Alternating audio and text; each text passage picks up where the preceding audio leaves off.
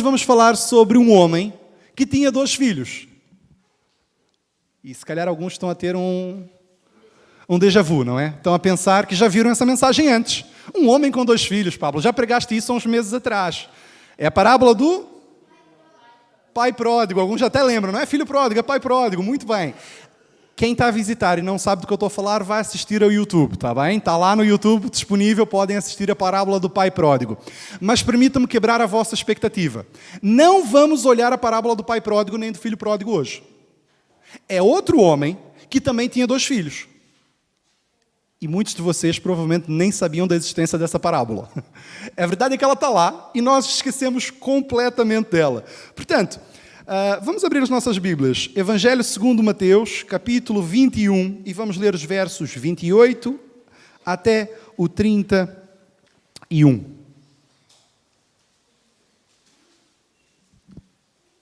Mateus 21, versos 28 ao 31.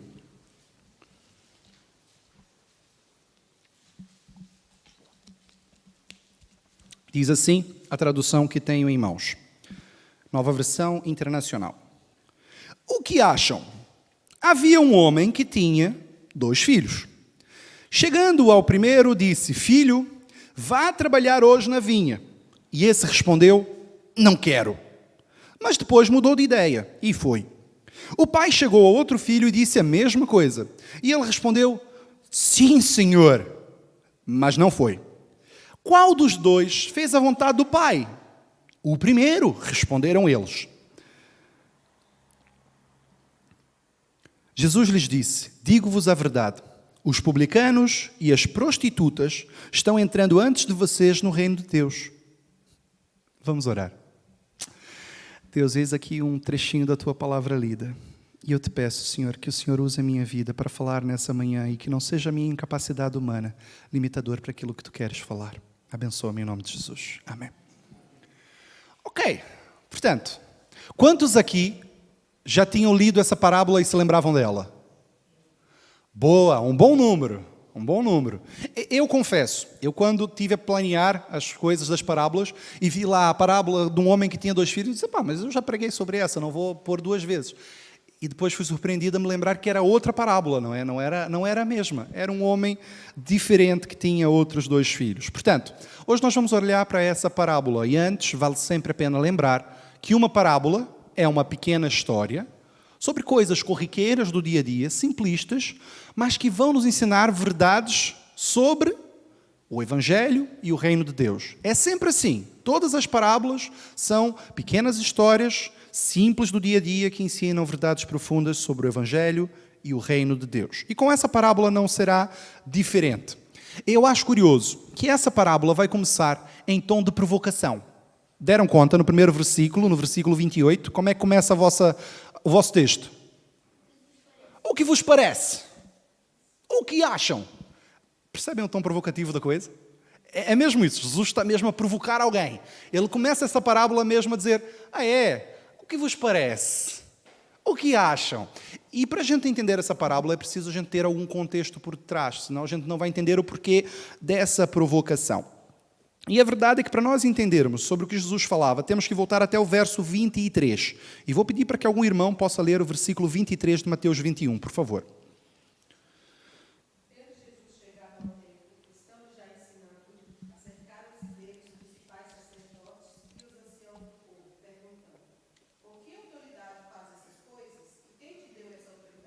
Ok. Portanto, é algo muito simples. E os irmãos aqui sabem o quanto eu gosto de imaginar o texto que leio. E hoje eu queria tentar fazer-vos fazer essa viagem comigo. Sabem, como se a gente estivesse a assistir um filme ou sentados num canto a olhar a passagem acontecer. Eu acho que isso nos mostra tanta coisa que os irmãos nem fazem ideia. Portanto, vamos tentar fazer esse exercício nessa manhã. Vamos tentar visualizar Jesus a entrar no templo. Não é difícil propriamente, não é? Jesus a entrar no templo. Estamos a falar de uma pessoa, não sabemos como ele era, mas imaginamos um homem a entrar no templo. Fácil.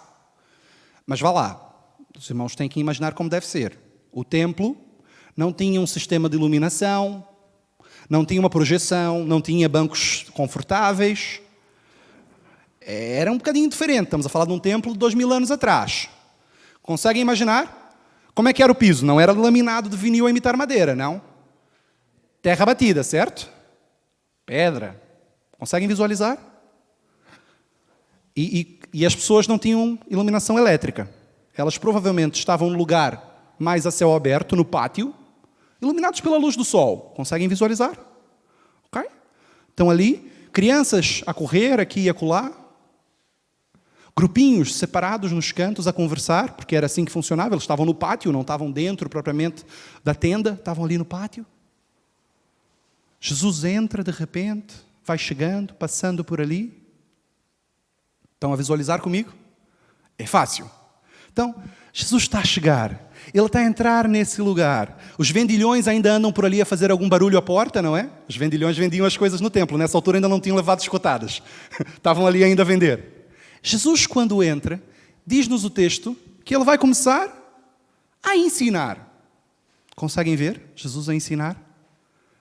Pessoas ao redor dele. A gente imagina-o de pé, mas os jovens hoje sabem, provavelmente ele sentou-se nesse momento. Ele geralmente sentava-se para ensinar. Pessoas ali a ouvir. E eu confesso, eu quando leio essa parte a imaginar, eu fico um bocadinho frustrado.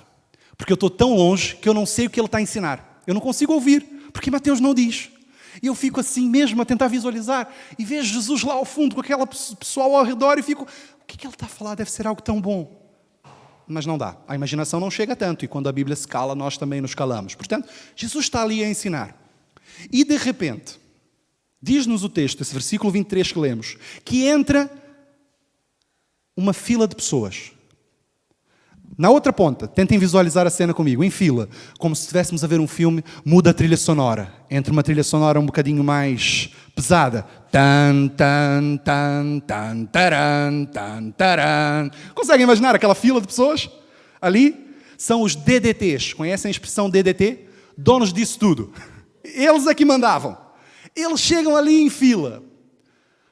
De repente o clima fica pesado. As pessoas que estavam ali, as crianças param de brincar, eu imagino uma bola a quicar. Olham para eles. Será que vem? São os chefes, eles chegaram. Eles são um bocado mal educados. Eles vão até Jesus, querem lá saber que ele está a ensinar e começam a lhe fazer uma pergunta. Conseguem visualizar a cena comigo, certo? Estão comigo? Ok. Qual é a pergunta que eles fazem? Com que autoridade estás aqui a ensinar? E quem foi que te deu essa autoridade?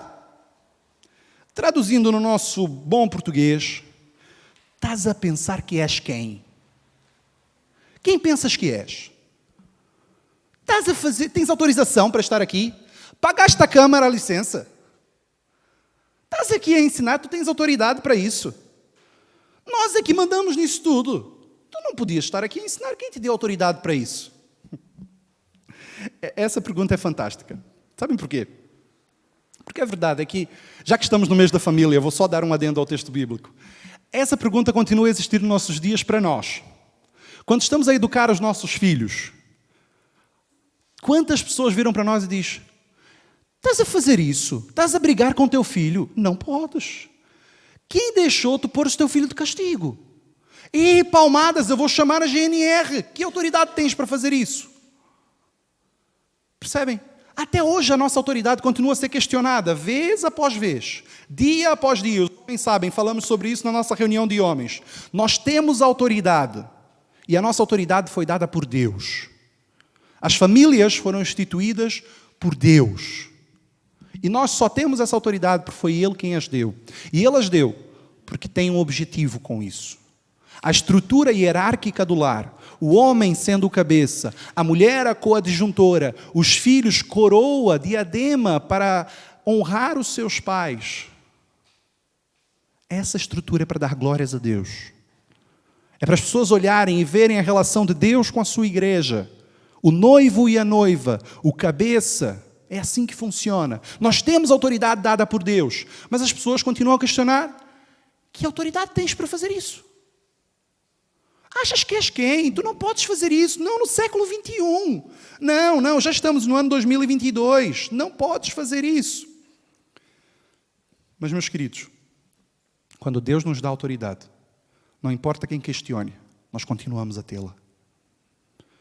Vamos voltar ao texto. Isso era mesmo só um adendo para as famílias. Portanto, eles questionam, qual é a autoridade que tens? Que autoridade é essa que tu tens para falar isso tudo? Quem foi que te deu? E eu fico a imaginar, não é? A visualizar. E imagino Jesus nesse momento que estava sentado a levantar, a sacudir o pó e a dar uma resposta daquelas. Eu sou o próprio Deus. Eu sou o Deus encarnado. Eu é que tenho autoridade. A autoridade só é dada quando eu dou. Mas se olharem para o texto, não é isso que acontece. Reparem o que diz o versículo a seguir. Versículo 24. Nós vamos ver que Jesus vai responder uma pergunta com outra pergunta. E eu me lembro, lá no Brasil, da minha mãe ralhar comigo, a dizer, só os idiotas é que respondem uma pergunta com outra pergunta. E eu não conhecia o texto bíblico, senão eu dizia, Jesus também fez. Mas é verdade, Jesus vai responder uma pergunta com outra pergunta. Diz-nos o verso 24, respondeu Jesus, eu também lhes farei uma pergunta. Se vocês me responderem, eu direi com que autoridade estou fazendo essas coisas. E Jesus vai ali chocá-los, porque eles eram o dono daquilo tudo. Não estavam habituados a ninguém bater de frente com eles. E Jesus de repente diz, querem saber a autoridade que tenho? Eu vou-vos fazer uma pergunta. Me respondam e eu vos respondo. Tal e qual, vamos tratar-nos por iguais. E Jesus vai começar então a perguntá-los e confrontá-los nos versículos 25 e 26. Diz assim, de onde era o batismo de João? Do céu ou dos homens? Eles discutiam entre si, dizendo, se dissermos do céu, ele perguntará, então por que não creram nele? Mas se dissermos dos homens, temos medo do povo, pois todos consideram João um profeta. Lembram-se de João Batista, quem era? Aquele homem que andava ali a pregar o arrependimento. Nessa altura, João já tinha morrido. Aqueles homens já tinham mandado matar João. E Jesus diz, querem saber qual é a minha autoridade? Então me respondam lá uma pergunta. João falava em nome de Deus ou não? E aqueles homens imediatamente souberam que Jesus estava ali a questionar o que era o coração deles. Porque eles andavam o tempo todo a questionar João. Mandaram João para o rei e mataram João. E se eles dizem, olha, nós achamos que é dos céus, Jesus ia dizer, pois, e não creram nele porquê? Porque mandaram matar. E se eles dissessem, não, ele era uma pessoa que estava aqui a pregar, não era em nome de Deus. O povo todo sabia que João era alguém enviado de Deus. E iria se levantar um motim contra eles. Jesus colocou aqueles homens, no que nós costumamos dizer no Brasil, uma sinuca de bico. Um ponto aonde não tem volta a dar. Qualquer resposta que eles dessem, eles estavam tramados. Responda as perguntas que te forem feitas com sabedoria. É isso que eu aprendo nesse trecho. A sabedoria de Jesus foi tamanha que aqueles homens não sabiam o que fazer. Eles eram a autoridade máxima. Mas Jesus estava a questionar exatamente o que eles estavam a fazer com a autoridade que eles tinham. Eles queriam saber quem tinha dado autoridade a Jesus. E Jesus diz, antes me respondam o que vocês andam a fazer com a autoridade que vocês têm. Pais, mães, o que nós andamos a fazer com a autoridade que temos? Somos omissos? Deixamos a coisa andar lá em casa? Eles que desenrasquem-se. Ou se calhar não, somos ditadores. Mandamos como a coisa deve funcionar e por vezes até só porque eu quero, só porque sim, e corre mal. Sabem? Temos que ter muito cuidado, porque as autoridades que nós recebemos, elas vêm com propósito. Aqueles que têm cargos de liderança na igreja sabem, e já ouviram essa frase de mim alguma vez, a quem muito é dado, muito é cobrado. Quando temos autoridade, devemos ter cuidado com o que fazemos com essa autoridade. E a verdade é que aqueles homens vão dar um jeito de responder a Jesus. O verso 27 diz, eles responderam o quê? Não sei. Foram espertos. Fugiram pela tangente. A gente não sabe. E se calhar eles realmente não sabiam. Se calhar aqueles homens ainda andavam na dúvida se João era ou não era alguém enviado da parte de Deus. A gente pode dar esse benefício da dúvida a eles. Mas a verdade é que aqueles homens, quando foram confrontados com a sua própria autoridade e com o que faziam, eles não tiveram coragem de responder a Jesus a sua pergunta. Eles não tiveram a coragem necessária. E Jesus veio dizer, pois, eu também não vou vos responder a vossa pergunta. Vocês não responderam a minha. Vocês não me querem responder, então eu também não vos responder. Ao invés disso, eu vou vos contar uma história. E aí chega a parábola, ele diz, que vos parece? Ou seja, mediante a tudo isso que vocês estão a pensar agora, por causa de João e por causa da autoridade e tudo mais, que vos parece? E ele conta a parábola que nós lemos. É esse o contexto da parábola. Que vos parece? Em primeiro lugar, nós temos um homem com 2 filhos. Muito simples. Ele tinha uma vinha. Aqui em Portugal não é difícil ver uma vinha. Todos nós sabemos como ela é.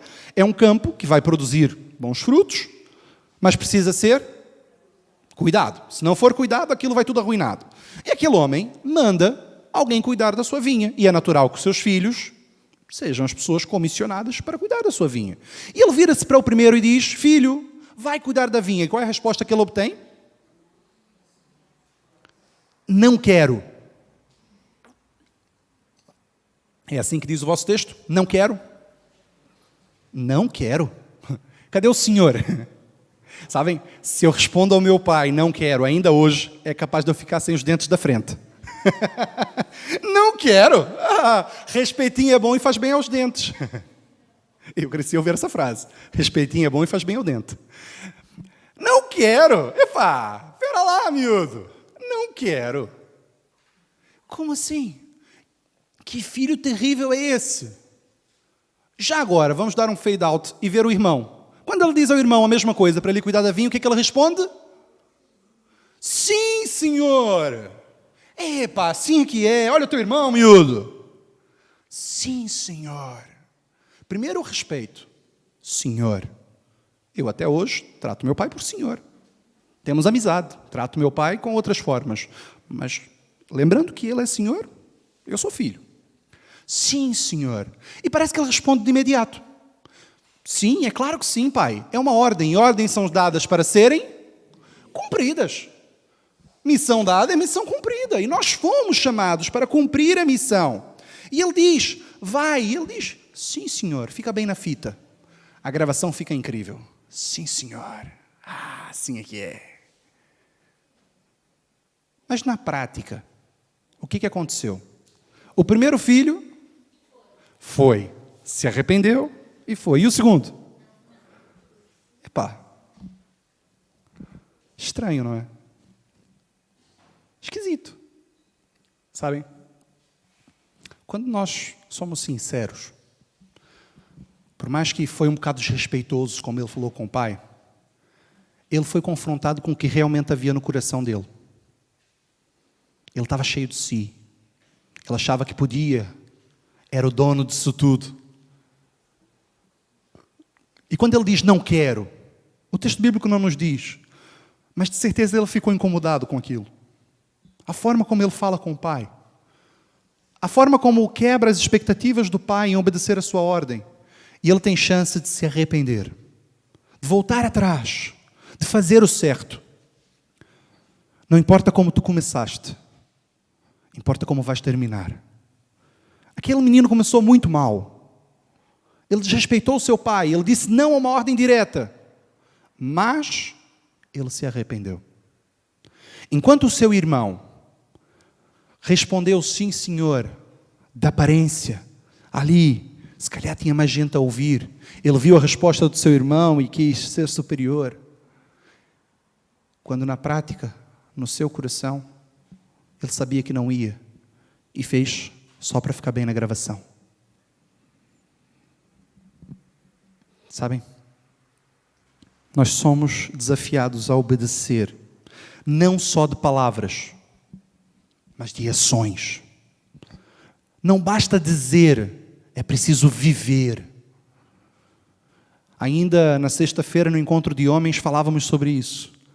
Muitas pessoas olham para a nossa vida enquanto crentes e julgam o nosso Deus. Depois falam, mas depois não vivem o que falam. Vivem dizendo que é assim que tem que ser, mas lá em casa é tudo diferente. Permitam-me uma pergunta. Quem és tu quando sais dessa porta? Aqui dentro somos todos crentes. Aqui dentro adoramos ao Senhor. E da porta para fora? Sabem, Jesus questiona aqueles homens e diz: vocês, chefes disso tudo, fariseus, mestres da lei, líder dos sacerdotes, vocês estão aqui a julgar, estão aqui na frente de toda a gente, vocês estão ótimos. Mas lá dentro, no coração, isso está mal. Lá dentro, no seu coração, vocês não estão a fazer aquilo que deviam fazer. O problema não é o que vai lá para fora, o problema é o que está dentro de vocês. É isso que ele está a dizer.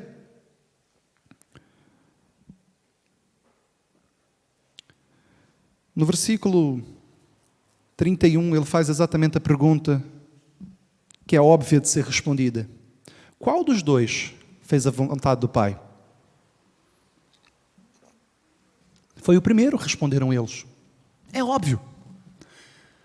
Ele foi muito duro, ele foi muito mau, mas foi ele quem fez a vontade do Pai. Sabem, eu não sou digno de estar aqui à frente. Eu também às vezes sou duro. Eu também às vezes sou mau. Mas o que importa é o que nós fazemos quando reconhecemos que erramos. É pedir perdão, é mudar de atitude. E o que Jesus vai dizer àqueles publicanos é exatamente isso. Olha, o que vocês não perceberam é que vocês são o segundo filho. Vocês andam aqui a fingir que está tudo bem. Vocês andam aqui a dizer que mandam nisso tudo, quando na prática vocês não obedecem os mandamentos do Senhor. E as prostitutas, os publicanos, essas pessoas aqui que são odiadas por todos, eles entenderam o quão duro, o quão maus eles foram com o Pai. Eles entenderam o quão mal eles fizeram, o quanto eles pecaram, e agora eles se arrependeram. E por isso eles estão a fazer a vontade do Pai e eles vão para o reino dos céus. Não adianta dizer, é preciso fazer. Jesus diz, não tenha medo de responder às minhas perguntas. Sejam sinceros consigo mesmo. Quando pensares da porta para fora sobre como é a sua vida com Cristo, não tenhas medo de sentar à cama, falar com Jesus e dizer, está tudo mal. Isso não devia ser assim. Isso precisa mudar. Jesus, as aparências até que estão fixas, mas aqui dentro está mal. A minha cabeça está toda baralhada. Sejam sinceros com Jesus. Falem com Ele, não apenas de palavras, mas de ações. Decidam mudar. Avancem para o Senhor. Filhos obedientes aos seus pais. Pais obedientes a Cristo. Cristo a reinar em tudo e em todos. Essa é a nossa oração.